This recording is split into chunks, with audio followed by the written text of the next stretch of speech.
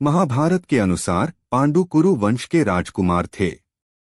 एक बार शिकार के दौरान उन्होंने एक मृग युगल को मार दिया था। यह मृग ऋषि कश्यप और उनकी पत्नी का रूप था।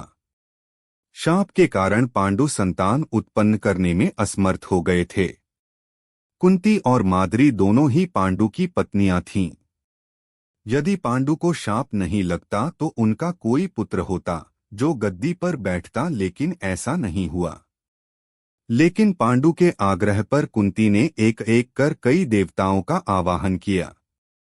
इस प्रकार माद्री ने भी देवताओं का आवाहन किया। तब कुंती को 3 और माद्री को 2 पुत्र प्राप्त हुए, जिनमें युधिष्ठिर सबसे ज्येष्ठ थे। कुंती के अन्य पुत्र थे भीम और अर्जुन तथा माद्री के पुत्र थे नकुल व सहदेव। कुंती ने धर्मराज, वायु एवं इंद्र देवता का आवाहन किया था तो माद्री ने अश्विन कुमारों का। एक दिन वर्षा ऋतु का समय था और पांडु और माद्री वन में विहार कर रहे थे। उस समय पांडु अपने कामवेग पर नियंत्रण न रख सके और माद्री के साथ सहवास करने को उतावले हो गए, और तब ऋषि का श्राप महाराज पांडु की मृत्यु के रूप में फलित हुआ। माद्री पांडु की मृत्यु बर्दाश्त नहीं कर सकी और उनके साथ सती हो गई।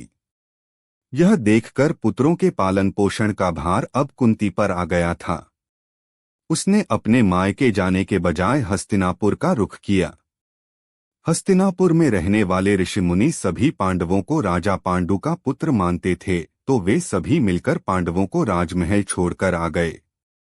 कुंती के कहने पर सभी ने पांडवों को पांडु का पुत्र मान लिया और उनका स्वागत किया। राजमहल में कुंती का सामना गांधारी से भी हुआ। कुंती वसुदेव जी की बहन और भगवान श्री कृष्ण की बुआ थीं, तो गांधारी गंधार नरेश की पुत्री और राजा धृतराष्ट्र की पत्नी थी। गांधारी धृतराष्ट्र आंखों से ही नहीं, मन से भी अंधों की भांति व्यवहार करते थे, इसलिए गांधारी और शकुनी को अप्रत्यक्ष रूप से सत्ता संभालनी पड़ी।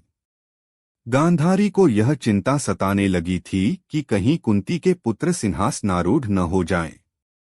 ऐसे में शकुनी ने दुर्योधन के भीतर बाल्यकाल से ही पांडवों के प्रति घृणा का भाव भर दिया था। द्रौपदी पांडवों की पत्नी द्रौपदी को इस युद्ध का सबसे बड़ा कारण माना जाता है।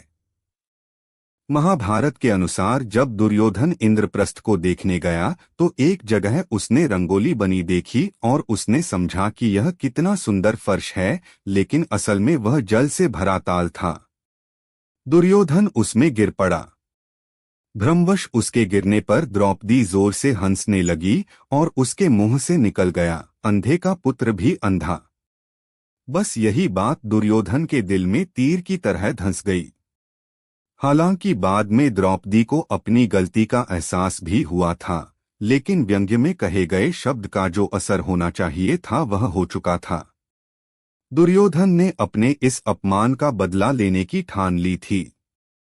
शकुनी ने इस अपमान का बदला लेने की एक तरकीब बतलाई। उसने दुर्योधन से कहा कि पांडवों को द्यूतकीड़ा खेलने के लिए आमंत्रित किया जाए। उन्होंने कहा कि राज्य बंटवारे का निर्णय अब इस खेल के माध्यम से ही होगा। द्यूतक्रीड़ा जुआ न खेली गई होती तो शायद युद्ध भी नहीं होता। पांडवों ने दुर्योधन के आमंत्रण को स्वीकार कर लिया। उन्होंने अपने भाग्य का निर्णय द्यूत के खेल पर छोड़ दिया। लेकिन पांडव तो इस खेल में माहिर नहीं थे, फिर कैसे वे यह खेल खेलने के लिए तैयार हो गए। उनका मानना था कि यह खेल भाग्य पर निर्भर है, न कि चाल, छल या कपट पर। भगवान कृष्ण ने इस खेल का विरोध किया था, लेकिन पांडव नहीं माने। श्री कृष्ण ने कहा कि फिर इस बुरे खेल में मैं साथ नहीं दूंगा। भगवान कृष्ण ने गीता में कहा भी है कि सबसे बुरे खेलों में द्यूतक्रीड़ा है। पांडव खेल में एक के बाद एक राज्य हारते गए। फिर उन्होंने उनके पास की वस्तुएं भी दांव पर लगा दीं।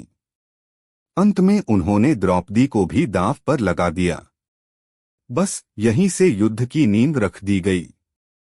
द्रौपदी का चीरहरण होते हुए सबसे देखा, लेकिन भगवान कृष्ण ने अंत में पहुंचकर द्रौपदी की लाज बचाई। यह महाभारत का सबसे बड़ा टर्निंग पॉइंट था। दोस्तों, आपको ये कहानी कैसी लगी हमें कमेंट में जरूर बताएं और चैनल को सब्सक्राइब कर दे। धन्यवाद।